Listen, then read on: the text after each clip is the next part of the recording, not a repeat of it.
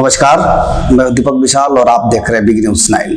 चूंकि पंचायत चुनाव को लेकर के बिहार में अलग अलग बातें कही जा रही है और लगातार चूंकि ऐसे भी कयास लगाए जा रहे हैं कि पंचायत चुनाव को स्थगित करने की भी तैयारी हो रही है।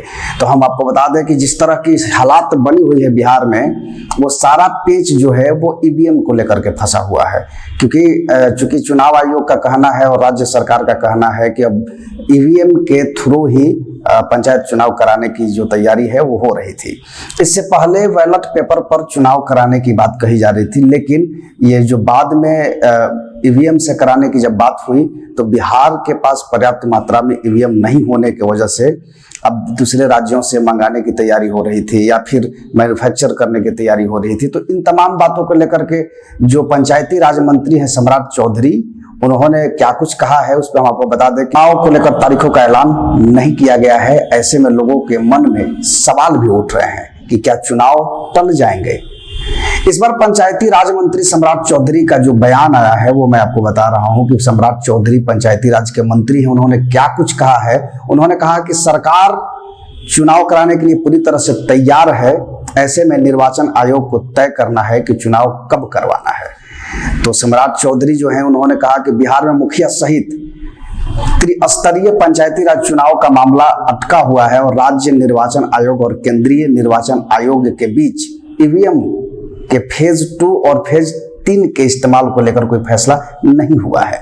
वही मंत्री का कहना है कि चुनाव आयोग तय कर देगा तो हम चुनाव कराएंगे।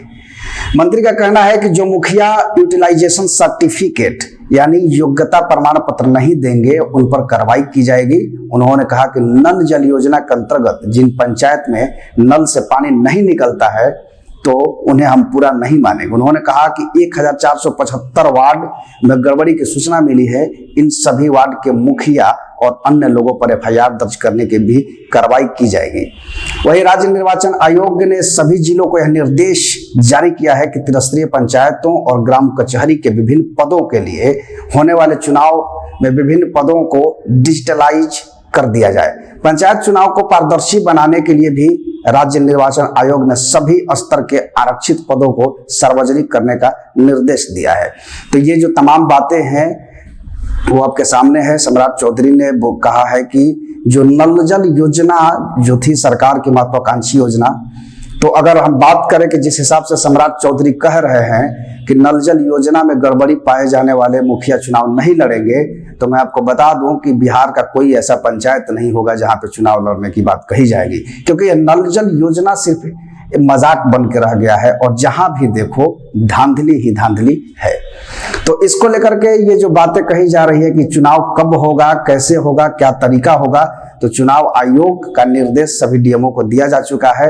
हालांकि ईवीएम को लेकर के पेच फंसा हुआ है और इसी को लेकर के जो तैयारी है वो पीछे चल रही है। तो हालांकि चुनाव होना है और वो कब होगा बहुत जल्द ही तारीखों का ऐलान किया जाएगा। तो ऐसे ही खबरों को देखने के लिए बने रहे बिग न्यूज 9 के साथ और हमारे यूट्यूब चैनल को आप जरूर सब्सक्राइब करें। साथ ही अगर आप हमें फेसबुक पर देखते हैं तो फेसबुक के हमारे पेज को लाइक करें और इंस्टाग्राम और ट्विटर पर बिग न्यूज 9 मौजूद है, वहां भी आप हमें फॉलो कर सकते हैं।